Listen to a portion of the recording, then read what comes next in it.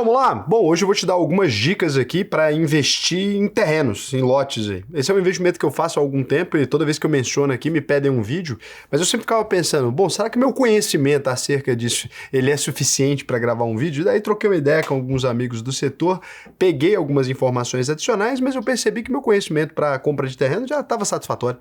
Não à toa eu ganhei bastante dinheiro com isso nos últimos anos. Vou te explicar quando você deveria comprar um terreno, se é o seu caso ou não, por quais razões e como é que você pode fazer a escolha desse terreno, quais coisas você deve observar e o checklist também, que é importante você observar ali para não ter problema jurídico depois, na hora de transferir esse terreno e etc. Então, a primeira coisa é por que investir em terreno? Muito distante dessa ideia que no Brasil a gente tem quem compra terra não erra, na verdade não é assim, quem compra terra pode errar pra caramba, né? Pega aí as pessoas que compraram terra perto de regiões que ficaram violentas ou coisas desse tipo. Então, esse é um resumo raso. Mas é verdade também que algumas cidades brasileiras, elas estão crescendo muito. E você comprar terrenos nessas regiões, ainda que em lugares afastados dessas cidades, você acaba conseguindo ganhar dinheiro no médio e longo prazo. O investimento em terreno, ele não deve ser o primeiro investimento da sua vida. Se você já tem investimentos no mercado financeiro, já passou de certo patamar, né? Então acumulou muito dinheiro e você quer fazer uma diversificação com algo mais seguro, por exemplo, eu tenho muitas ações na minha carteira, Raul, muito fundo imobiliário, muito título de papel, eu quero alguma coisa que eu consiga diversificar, que não vai gerar renda, porque vai gerar custo, né? Ter um terreno, a não ser que você compre o terreno para alugar para alguma empresa, você aluga o terreno e as empresas constroem propriedade, normalmente de longo prazo, e no geral não é isso que você vai fazer, porque você não deve ter essa quantidade de dinheiro, tem que lembrar que o terreno ele gera um custo. Ele necessariamente tem um fator protetivo, uma reserva de valor muito boa, mas o custo de carregar terrenos no seu portfólio ele é muito alto, não sendo indicado para quem não atingiu ainda pelo menos os R$200 mil ali. A partir de R$200 mil investidos, você pode começar a cogitar, mas a estratégia é ideal mesmo para quando você já passou de alguns milhões, porque aí você começa a estar num risco muito grande de mercado financeiro, você faz essa diversificação para dar uma balanceada, beleza? Mas a informação nunca é demais. Você ter essa informação no momento, se você enxergar alguma oportunidade, eu não vou ficar esperando, Raul, chegar no patamar, né? Enxerguei as oportunidades que você viu aqui, os indicadores que te levam a saber que esse terreno vale a pena, você pode cogitar, tirar um dinheiro de uma renda fixa e colocar aqui, entendendo que a renda fixa estava te gerando ganhos, né? E que você conseguia, e que terreno não tem liquidez. Então, isso é um ponto complicado, porque algumas pessoas acabam caindo nesse conto de achar que terreno vende fácil. Você compra terreno quando o mercado está ali meio em crise, né? Aquele terreno que está há muito tempo para vender e depois você vai demorar muito tempo para vender também. Então você vai anunciar, vai deixar passar um tempo e tal. Antes de mais nada, quem é Sardinha Raiz, né? Ou seja, já conhece o canal, deixou o like na confiança. Se você não é ainda, segura sua mão aí. Só quero que você deixe seu like ou se inscreve aqui no canal se o vídeo te agregar, te trouxer alguma informação que você ainda não tinha. Se você pegar aqui as regiões do Brasil que lideram o ranking de valorização nos últimos tempos, você tem essas regiões aqui. Balneário Camboriú, em Santa Catarina, nos últimos 10 anos, se valorizou em 233%. Eu coloquei como destaque aqui porque é a região do Brasil que mais se valorizou. Lembra que uma região, se é a que mais se valorizou, não significa que ela vai ser a que mais vai se valorizar na próxima década. Balneário Camboriú teve uma explosão gigantesca de prédios enormes, isso mudou muito a configuração da praia, tiveram que fazer uma extensão da faixa de areia porque os prédios tamparam e geraram sombra no mar ali, o desenvolvimento não foi bem coordenado, ele tá num hype gigantesco, estão construindo torres ainda mais altas ali nessa faixa de areia, o que pode acabar comprometendo, tá, a região ali nos próximos anos. Então tem que ficar acompanhando, mas foi uma região que teve muito destaque, para vocês terem uma ideia do quanto terreno pode se valorizar, né? A gente tá falando aqui de terrenos que se valorizaram 23% ao ano. Quem diria que uma música poderia valorizar tanto a cidade? Não teve a ver com a música não, a música já veio quando o pessoal tava valorizando muito a cidade. Balneário Camboriú, lá pros anos de 2016, eu comprei um terreninho pequeno ali, né, e poucos anos depois eu vendi ele por um valor bem maior, tá? Fui passar ano novo lá e acabei comprando, depois de uns anos eu fui ver e o terreno já tinha se valorizado enormemente, ele fazia parte ali de um conjunto de terrenos ali, eu ganhei um dinheiro, mas vendi prematuramente, ainda ganharam muito mais dinheiro com esse terreno depois de um tempo, mas é uma região que cabe aqui a gente mencionar, mas tem que ter os devidos cuidados, né? Quem entende da região sabe as áreas que estão mais protegidas, sabe as áreas que vão se valorizar mais, toda vez que você vai estudar tem que olhar para isso. Primeiro eu vou falar das regiões, depois das dicas na hora de comprar, então aqui eu não vou ficar entrando nisso agora para a gente poder ver aqui as regiões que mais se valorizaram. Agora aqui a gente vai ter dados somente dos últimos 12 meses mais confiáveis. A gente tem Salvador, na Bahia, está com uma região que está com um grande crescimento também. As regiões litorâneas no Brasil tiveram um grande crescimento nos últimos anos, depois da pandemia, por conta do trabalho home office. Então, Salvador está com 20,6% de valorização nos últimos 12 meses. João Pessoa, na Paraíba, 18,3% de valorização nos últimos 12 meses. E eu venho falando de João Pessoa aqui já tem anos, hein? Falei muitas vezes que eu tinha comprado algumas coisas lá e tal. Eu ganhei boa parte dessa valorização aqui, achei extremamente interessante. A cidade de Vitória, no Espírito Santo também, outro litoral com 17,1% de valorização também, uma valorização muito expressiva. Maceió, nos últimos 12 meses, no Alagoas também, 17% de valorização, região que ainda é muito barato. João Pessoa também ainda é muito barato quando você olha, né? São regiões que, comparando com as outras capitais brasileiras, são abaixo do valor. Campo Grande, a primeira região não litorânea aqui, nos últimos 12 meses, um crescimento, né, uma valorização de 15%. Aí você pode pensar, Raul, é mais ou menos a valorização da Selic. Calma, a Selic, ela tá num topo histórico, né? Ela não vai ter essa rentabilidade constantemente. Já os terrenos, Campo Grande é uma região muito associada à prosperidade do agronegócio, ela tá próximo disso, e o que acaba acontecendo é que essa pressão, né, esse dinheiro do agronegócio, ele vai migrando para outras áreas, as pessoas vão comprando para construir, para incorporação. Então Campo Grande e Goiânia, que é a próxima da lista. Goiânia aqui tá com 13% de valorização nos últimos 12 meses. Lembrando que Goiânia vem de uma sequência de várias valorizações, é surpreendente até ainda está se valorizando nessa velocidade, porque a gente teve um boom aqui de regiões que subiram de preço mais de 100% em 2, 3 anos. Foi impressionante aqui o setor Jardim Goiás, Alto da Glória, né? Essa região para cá, assim, pro topo, mais pro norte da cidade, ela se valorizou enormemente num curto espaço de tempo, ao ponto que os aluguéis saíram de, sei lá, R$ 1.200 para R$ 4.000, uma loucura. O segundo estado do Brasil que mais recebeu novos moradores, né, que mais cresceu no último censo, foram Santa Catarina é o primeiro e Goiás é o segundo estado onde as pessoas mais estão mudando. Muito em busca da segurança, muito em busca dessas características que a cidade tem. E aí a gente tem aqui Curitiba, né, do Paraná, que também não é uma cidade litorânea, então só as 3 últimas aqui são cidades não litorâneas, e as 3, né, cidades com a melhor qualidade de vida, crescendo 14,4% também nos últimos 12 meses, né? Então, uma valorização muito interessante. E a gente tem aqui algumas regiões que podem ser promissoras aí, que a gente começa a perceber que está começando a subir de preço. Litoral norte de Santa Catarina, Itajaí, Porto Belo. Litoral norte de São Paulo, né? Eixo Goiânia, Anápolis, Brasília. Norte do Mato Grosso, Sinop e Sorriso, cidades do agronegócio também. Litoral sul da Bahia. Oeste do Paraná, Cascavel e Foz do Iguaçu. E os ramais ali de Florianópolis, né? Também estão se valorizando.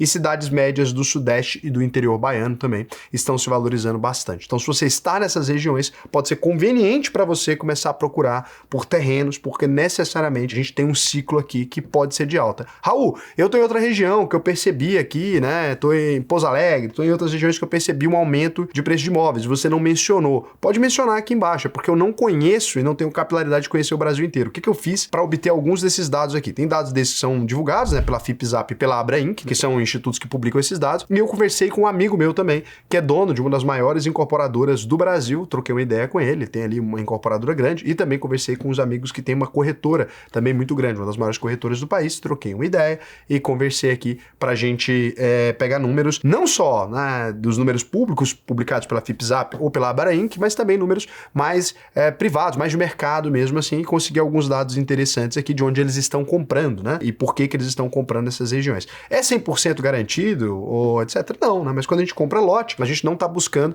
acertar ali uma ampla valorização. Você compra um lote numa região que está se valorizando, ou vizinho das regiões você ganha até mais dinheiro, inclusive vou até dar essa dica para vocês. Se você comprar próximo, em cidades próximas da região que está se valorizando, você acaba ganhando dinheiro também, em mais longo prazo, porque o desenvolvimento vai chegando nesse lugar e você aguarda isso. Agora, o que você precisa pensar antes de comprar lote nessas regiões e que algumas pessoas acabam comendo bola aí? A primeira coisa que você precisa ver é se esse lote ele é esquina ou ele é gaveta. Então, quando é esquina aqui, você tem 2 pontos. Quando ele é gaveta, aquele lote que está enfiado, né? Você tem 2 lotes do lado dele, você está com ele enfiado aqui. O terreno de esquina, ele vai ter duplas frentes aqui. Ele vai ser melhor para projetos com 2 fachadas e ter mais visibilidade. Então, se você tem um pouco mais de dinheiro e encontrou, né, um lote aqui de esquina, ele vai ser bom, só que você tem que prestar atenção porque ele vai exigir os recuos obrigatórios ali, frontal e lateral. Vai reduzir a área construível aqui, que você tem que ter o recuo, né? Em algumas cidades, por exemplo, lá no Paraná, você tem aí um recuo de 5 metros. É muita coisa, né? Então, você tem que que prestar atenção nisso. O terreno de gaveta vai exigir somente aquele recuo frontal. Então, quando você vai fazer investimentos em áreas comerciais, esquina é mais valorizado, mas quando você vai fazer para construir e morar, o gaveta vai render mais metros úteis, né? Um terreno de gaveta do lado do outro, por exemplo, vai ser melhor. Você tá causando caos. Vai ser melhor. Vai ser melhor muitas vezes que um terreno de esquina. Não existe certo ou errado, né? Existe o que combina mais com o seu projeto. Se você está pensando num projeto de ganhar dinheiro, a valorização da região é mais comercial, pô, as esquinas são muito boas, né? Comercialmente, para farmácia, você abre mais vagas de estacionamento, etc. Farmácia é um negócio que está crescendo muito no Brasil. Agora, o gaveta, se você está procurando para construção, você vai ter mais área útil para construir. Então, é um ponto que eu levo muito em consideração na hora de comprar um lote. Outro ponto que você tem que levar em consideração e que muita gente não entende é a posição do sol. Isso aqui impacta diretamente, né, a sua vida ali. Lembra que o sol nasce ao leste, tem uma leve inclinação ao norte e ele se põe ao oeste. Aí o que acontece? Algumas pessoas não compreendem muito isso e querem um projeto que usa muito vidro. Tá na moda agora, a arquitetura de casa brasileira, né, essa coisa que é mais aberta. Se você pega um terreno desse e compra terreno que você vai ter o pôr do sol, você vai gastar um inferno de ar-condicionado e não vai conseguir fazer isso ficar mais fresco. Lembra que o Brasil é quente pra caramba, daí você vai ter que fazer aqueles projetos com varanda mais na frente, você vai perder essa visão do sol, né? Então um terreno ali onde o sol se põe é complicado. E aí, se a casa vai ter piscina, o ideal é ter sol o dia inteiro, né? Você vai ter que priorizar terrenos com boa insolação. Então, quando você vai comprar lote dentro de condomínio fechado, você precisa prestar atenção no sol, porque ele muda demais o preço do imóvel construído. Tem gente que faz uma construção gigantesca sem prestar atenção em como que tá o sol. Se você não tem sol pelo dia inteiro, construir uma casa baseada em piscina, em luz natural, você vai ter um problema gigantesco, né? E se você planeja mexer com energia fotovoltaica, a mesma coisa, tem que tomar cuidado para não ter os prédios em volta. Se é região de prédio, você está comprando necessariamente para vender para construtora de prédio, lembra que você não consegue construir casa nessas regiões. Então, cada família vai ter seu gosto aí, obviamente, mas a posição do sol influencia no preço dos imóveis, principalmente quando a gente está falando de condomínio fechado, tem que prestar atenção. Tem gente que não presta, tem muita árvore, tem muita coisa tampando ali esse lugar, tem coisa que não dá para desmatar ou não fica legal, você não vai conseguir fazer isso, ou tem o seu vizinho que já construiu uma casa em determinado lugar, tampou o sol aqui,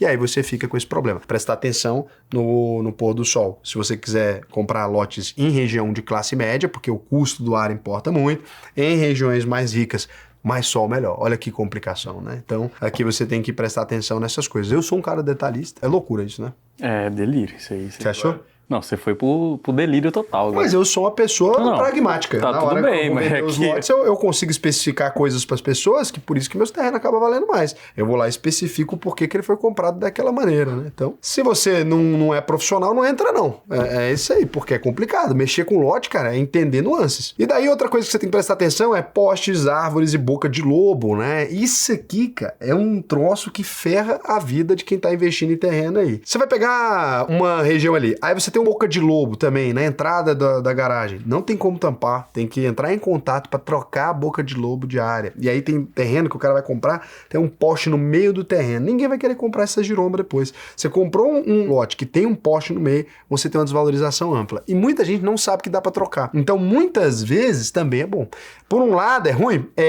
Mas é só para quem tá vendendo. Se você estiver comprando, você já joga aquela desvalorização na orelha do cara, ele muitas vezes não sabe que dá para trocar, muita gente não sabe, e você consegue ali ganhar um dinheiro legal, né? Então, tem terreno também que em algumas regiões tem árvores que são antigas e não podem ser removidas. É muito importante você consultar isso antes, porque tem árvores, às vezes, na fachada que inviabiliza o projeto, que você não tem como construir uma casa ali, porque você não vai conseguir uma entrada, vai ter que fazer aqueles portõezinhos, né? Não sei se já viu alguma casa em algum lugar que tem só um portãozinho para entrar, pode ser alguma característica dessa. Outra coisa que você tem que prestar atenção é o desnível e o aterro ali. Por quê? Terrenos que tem um declive, eles são muito mais baratos, né? Mas um terreno aí com 12 a 35 metros, com desnível de 4,5 metros, pode precisar aí de 30 a 40 mil em aterro para você poder nivelar ele de novo. Então você vai ter que arrumar muita terra, né?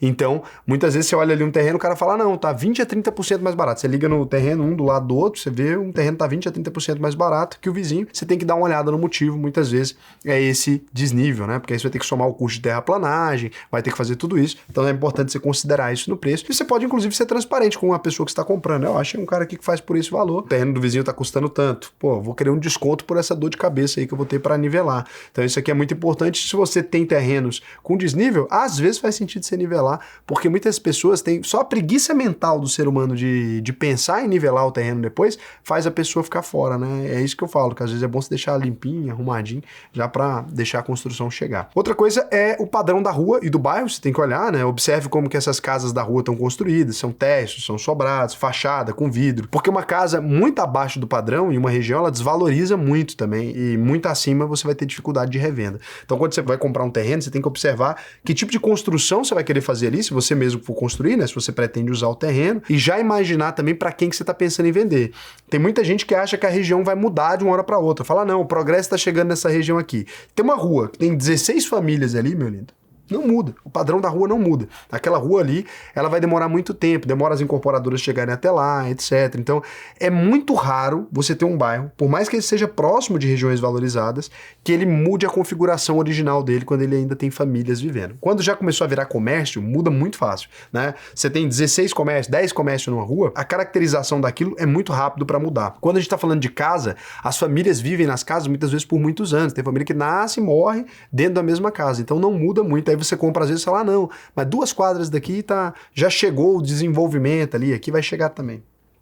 Tem região que está em Goiânia, você entra aqui no Jardim Goiás, a região que mais valorizou, né? E em São Paulo aconteceu a mesma coisa, Florianópolis. Você anda aqui no centro, você anda 2 quadras para baixo, você acha umas casinhas, tamanhozinho do nada, nunca mudou. Ah, Raul, posso comprar para esperar melhorar. Pode, mas você tem que pensar no longo prazo, entender essas coisas, né? Porque você tem que pensar no padrão ali daquela região, porque tende a seguir certa homogeneidade. Não adianta nada construir uma casa de alto padrão numa região de padrão médio. Então, você não vai conseguir vender para as pessoas de alto padrão depois. Outra coisa é, mesmo que seu objetivo for morar num terreno, você tem que tratar ele como investimento, né? Porque, assim, o que você tem? Você muitas vezes compra um imóvel e a região está em crescimento, o tempo que você leva, às vezes, de comprar o imóvel para iniciar a construção, você está se planejando, compra o imóvel 4 anos antes, 3 anos antes, pode chegar alguém, pode fazer uma proposta. Você tem diversos casos aí, e vou te contar, eu mesmo, eu tinha comprado um terreno antes, dentro de um setor aqui, próximo do lugar onde eu tô, lá no setor sul, né, para quem é daqui da região. Ali, eu comprei um terreno que estava lá parado, tinha sido demolido uma casa, eu comprei ele e pretendia construir uma casa. No tempo que eu comprei, apareceu uma pessoa, fez uma proposta de 2 vezes o valor quase. Eu comprei prazo de 2 anos, eu comprei e vendi, e aí eu peguei esse dinheiro e comprei um outro terreno mais em cima, que era até maior e que atendia para mim ali. A pessoa queria um terreno limpo já, né, e eu comprei um terreno que tem uma casa antiga para restaurar. Então, como o pessoal não queria, acabei ganhando um dinheiro legal. Então, faz sentido você prestar atenção. Se você pega o estudo da Abrainc aí, quem comprou imóvel nos últimos 10 anos aqui, nessas regiões mais valorizadas, na verdade no Brasil inteiro, né? Teve uma valorização acima da Selic. Você valorizou acima da Selic aí nos 10 últimos anos, né? Não é nada mal. Considerando o risco do terreno, que é muito baixo, né? Quando você investe em papel, etc., você tem um risco maior. Então, é muito bacana. E outra coisa que eu recomendo para você é que mesmo que você vai comprar um terreno para investir, etc., você tem um esboço do projeto. Muitas vezes ali, ser comercial, a área, ou ser residencial, quando você mostra um projeto para um potencial comprador, você costuma ganhar mais dinheiro, tá? Você costuma conseguir fazer as pessoas sonharem mais. A pessoa às vezes quer um comércio, alguma coisa, você vai fazer isso ali e vai melhorar. Uma coisa que você tem que observar também são aqui as informações acerca do imóvel. Vou fazer um checklist com você aqui rapidão do que você tem que observar antes de comprar, né? Então, verificar a matrícula atualizada e a certidão de ônus reais em cartórios, que é importantíssimo, tem muita gente que não faz. Confirmar o registro do loteamento na prefeitura e no cartório do registro de imóveis. Tem região que é invasão, que é problemática, é bom você checar tudo isso. Pesquisar o histórico da loteadora e visitar empreendimentos anteriores, se for uma empresa que faz loteamento sempre, entender o que aconteceu com os loteamentos anteriores, que tem loteamento que já deu errado várias vezes, aí você não tem que mexer com isso. Validar o crédito do corretor, ver se tá tudo certo. Estudar o plano diretor municipal de zoneamento para ver se dá para construir o que você quer construir naquela região. Tem lugar, pode só prédio até 5 andares. A região ali, toda a faixa de areia de João Pessoa. Não pode construir casa grande ali, não pode construir vertical, não pode construir, sobrado acho que pode, não pode construir verticalização, não pode ter prédio, o que é ótimo, né? Por isso está protegido, você consegue ter visão de vários lugares atrás. Você tem que avaliar a infraestrutura entregue e prometida nas garantias contratuais, visitar pessoalmente o terreno e observar o entorno, as regiões, verificar os postes, boca de lobo, árvores e as restrições ambientais do que é aquele negócio, analisar o desnível e estimar os custos de terraplanagem, desconfiar de preço abaixo da média, porque tem sempre um motivo para isso acontecer. Beleza?